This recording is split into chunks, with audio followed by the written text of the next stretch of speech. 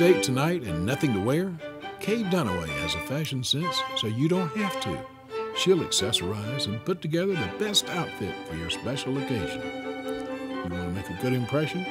A personal shopper will save you time and, surprisingly, money. Kay Dunaway knows the hidden gems and trends to make your evening unforgettable. Special night out requires professional attention. Kay Dunaway, 910-200-0601. Denise Cross, owner of the Barking Lot in White Lake, North Carolina, is an animal lover to the ninth power. Her interest in grooming was her first love, and one which led her to establish a full-service facility for animal lovers.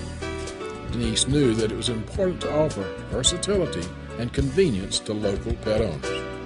The Barking Lot provides services from facials for pups to grooming and extended daycare services. The Barking Lot offers a variety of different accommodations with everything from private suites with televisions to traditional kennels. The Barking Lot is located at 5054 Highway 701 North. Brassport Limo Service in Wilmington, North Carolina serves clients in the southeastern United States. Gracie loves her friends at Brassport, and she wants everyone to ride safely and in comfort. Brassport drivers are trained professionals and know the area well. Brassport is there when you need them. Take your family out to dinner and let Tom do the driving. Brassport Limo Service, 910-791-3128.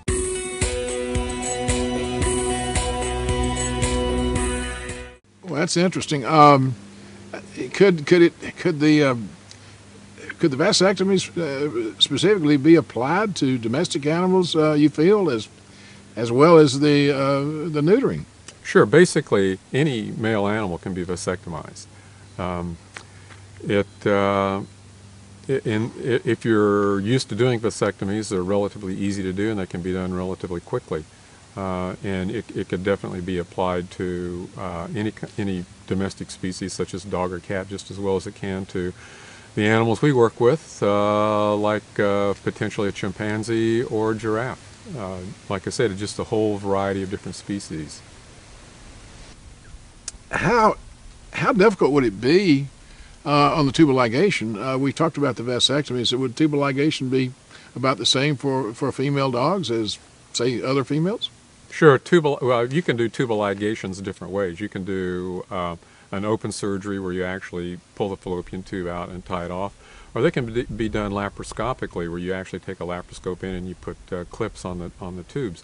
So it's a relatively easy surgery.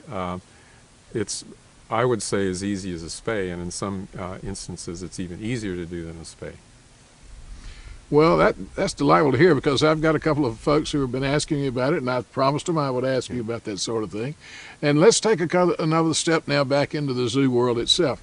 I know on a day like today, it's kind of just a wonderful fall day, and everything is wonderful, and the animals are not in distress or anything. But what is some of the biggest problems you face going through the four seasons? In other words, you've got winter coming on, or actually you've got fall coming on, I guess. Winter, are we in winter? Yes, I suppose we are. But when it starts turning cold and you've got animals that are very warm-natured and come from warm climates, how do you handle that? Well, we have very good holding facilities for most of the species we have here at the zoo, and we have criteria that we have established for whether or not the animals can go outside. And in this climate, even though we have a lot of tropical species, there are not a whole lot of days when an animal can't go out for at least part of the day. So on a day like today, almost all of the species we have can be out on display. During the depths of winter, when it's very, very cold and it's rainy or snowy or there's a lot of ice on the ground, then we hold some of those animals in their back areas. But basically, like I said, we have the criteria that decides whether or not an animal can go outside.